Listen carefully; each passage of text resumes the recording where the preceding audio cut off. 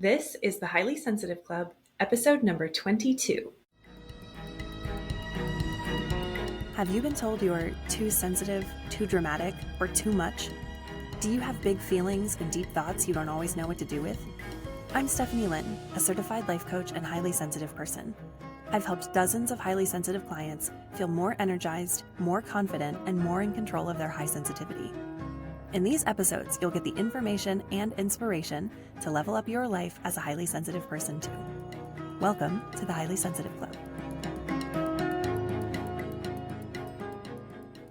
Hello, highly sensitive person, and welcome to this week's episode of the Highly Sensitive Club. I am very inspired for today's episode, as I often am, because I hosted my Thriving with Highly Sensitivity workshop over the weekend, and my 3 workshop attendees were amazing.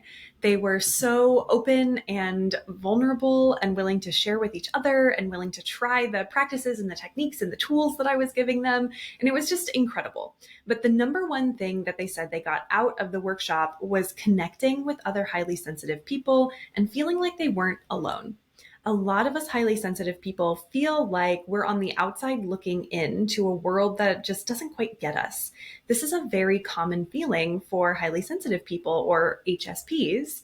And that's exactly why I created this podcast, because I want you to know that there is a club for you and you are part of it. You are just like me, and you're just like my clients and my listeners and my friends and my loved ones. You are part of this high sensitivity community, and there's a place for you.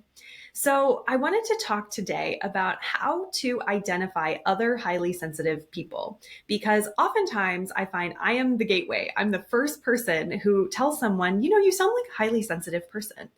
And if you are feeling a little bit lonely, or like you would like to find more highly sensitive people in your life who can connect with you and do the things that you want to do, so you're not always going out to bars or going to very crowded sporting events, trying to meet people and spend time with people, when what you really want to do is have a deep connecting conversation. You want to share a pot of tea and some really delicious scones or some great food that you're into, and get into some of the deep and delicious things that take place in our lives. So here are 5 ways that you can identify another highly sensitive person. Or if you are not highly sensitive, but you are trying to figure out, do I have someone highly sensitive in my life? These 5 keys will be ways that you can pinpoint other highly sensitive people and know exactly how to connect with them and how to interact with them to build more lasting and meaningful relationships.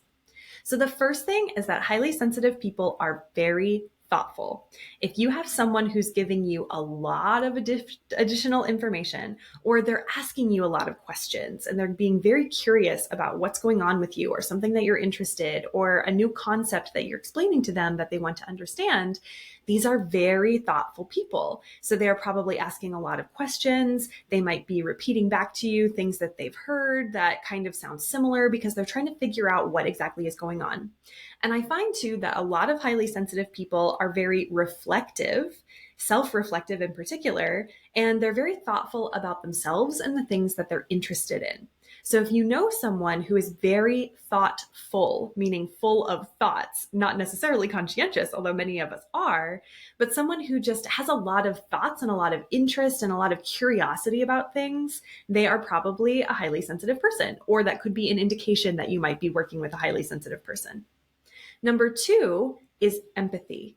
In particular, if you know someone who picks up on other people's emotions and tends to carry them around with them for several hours or a day or a few days, or sometimes even a week, if it's a very intense emotion or if there was some conflict involved, that is a sign that you are interacting with a highly sensitive person.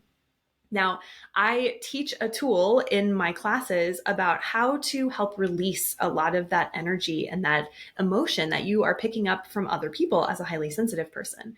But if you are noticing someone in your life or in your work life or out in the world who seems to be picking up on other people's emotions and having a hard time releasing them or letting them go, you might be working with a highly sensitive person.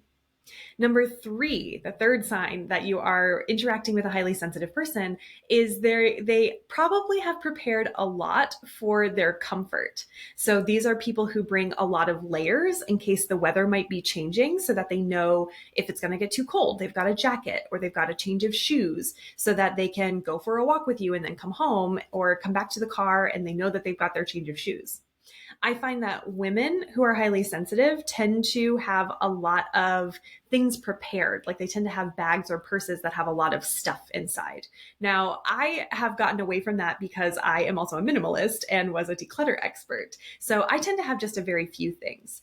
But on the flip side, and I find that this is very common with highly sensitive people too, your car might be the place where you start storing a lot of your things so that you can be prepared for any eventuality.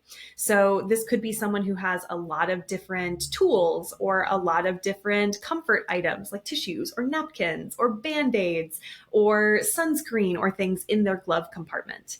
This could be someone who has tissues in their console and in every door compartment so that there's always something just in case you need to blow your nose or just in case you need to wipe your hands off. They might be someone who carries a lot of hand sanitizer, or they might have little things tucked away in their car so that they always have an extra sweatshirt, or they always have a comfortable pair of shoes, or there's always a towel just in case there's something that you have to clean up, or just in case you have to move something, or you just need to have a towel for you. I find that highly sensitive people tend to be very prepared for lots of different situations so that they know that they're going to be comfortable in those moments.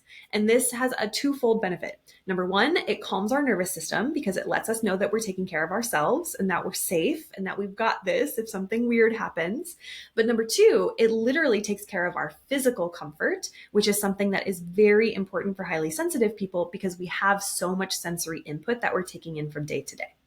So that was number three, preparation for comfort, whether that's something you're carrying or whether it might be something in your car, and especially your environment. Number four is observing before diving in. So one way that I can usually tell immediately that I'm looking at a highly sensitive person is if they're waiting for an invitation to join a conversation or to offer up some information. Most highly sensitive people I know, because we're so thoughtful and because we're so interested in the things that we're interested in, we have a lot to say. And we have very deep, very rich inner worlds that are very complex and vivid. And we love sharing that stuff with people who are interested. But a lot of us have had the experience of trying to share those things with other people who were not really open to those experiences and they weren't really interested in learning what was going on. So many of us have learned not to share our deep interpersonal world with other people unless they show an interest and unless they invite us to.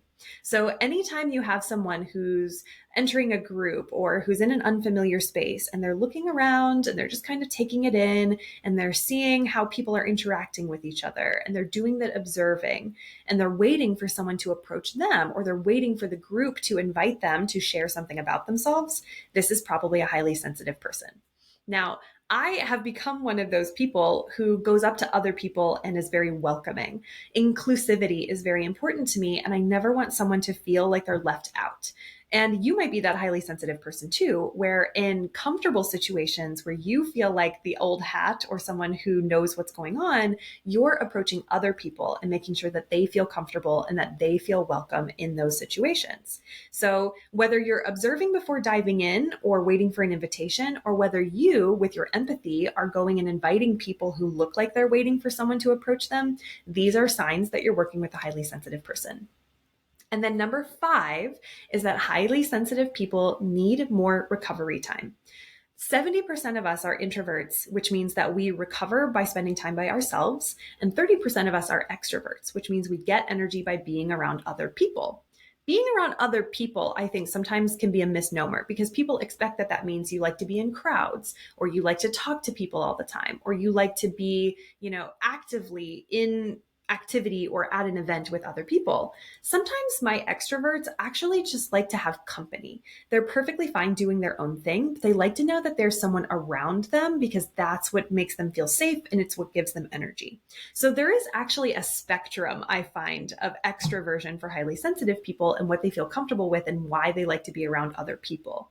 But the common denominator, whether you're an introvert or an extrovert, is that you need a lot of recovery time. So if you know someone who has gone on a trip and they always plan a preparation day and a buffer day or two on the other side, that could be a sign that you're dealing with a highly sensitive person and interacting with them. If you know someone who can do very intense things, but then they need a week or two to recover, or at least a few days of really conscious downtime where they're not doing a lot of planned activities and it's not a very intense time, that's something that highly sensitive people definitely build into their days. More recovery time could mean spending more time in nature. It could mean spending more downtime playing video games, watching TV, going to see the movies, or maybe it's just reading a book or listening to an audiobook that really interests you. And recovery time also for highly sensitive people looks like digging into your hobbies and the things that you really love to do. So I know plenty of highly sensitive people who are very creative, and that could mean that they draw. It could mean that they journal. It could mean that they work on a collage project or they knit. I know a lot of knitters actually, which is very cool, or people who spin yarn and spin wool. So those activities where you're doing something with your hands and you're actively processing or building or creating something, that can very much be recovery time as well.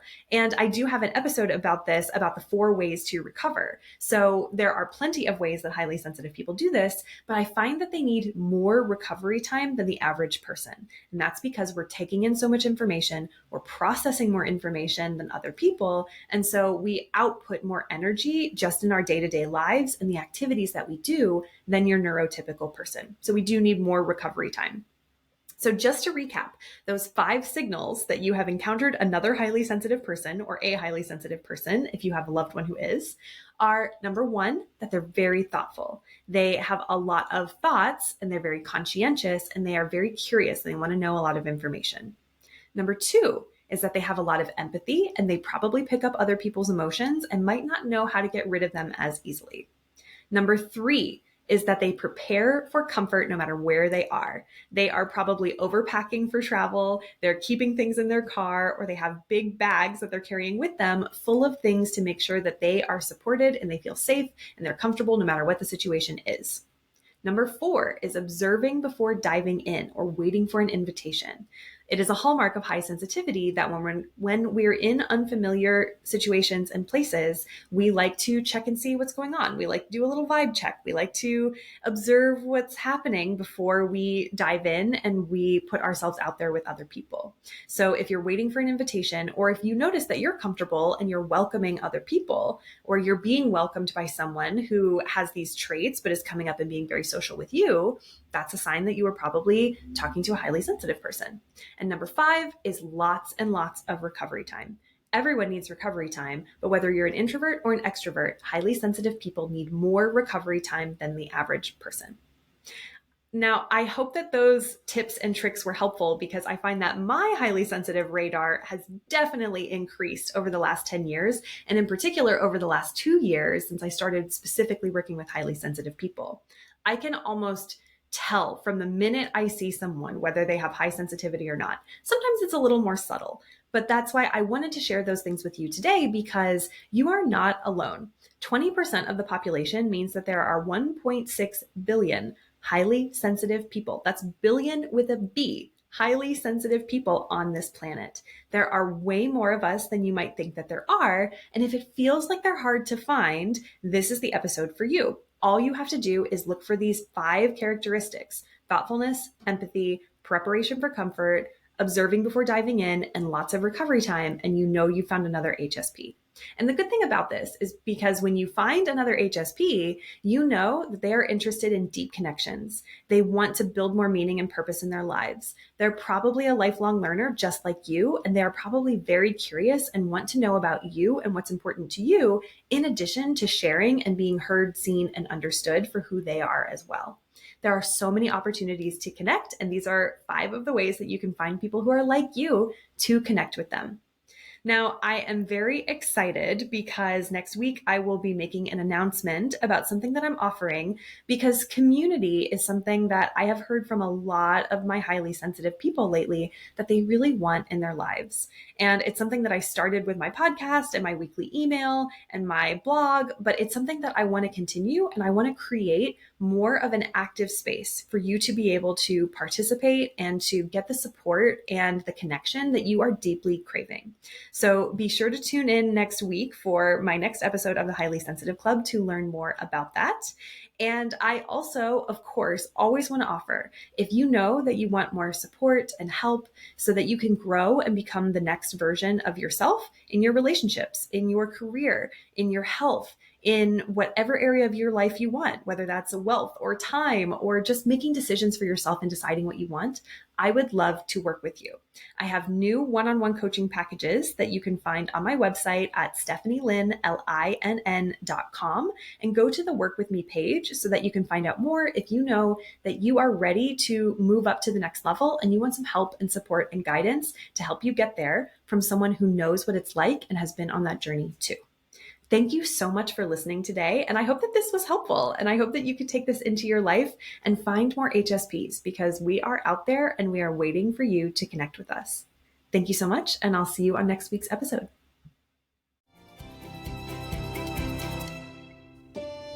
Thanks for listening. If you're ready to take what you learned today to the next level, head over to Stephanie Lynn, that's LINN.com, and book a consultation call to get started. I can't wait to see you there, my dear HSP.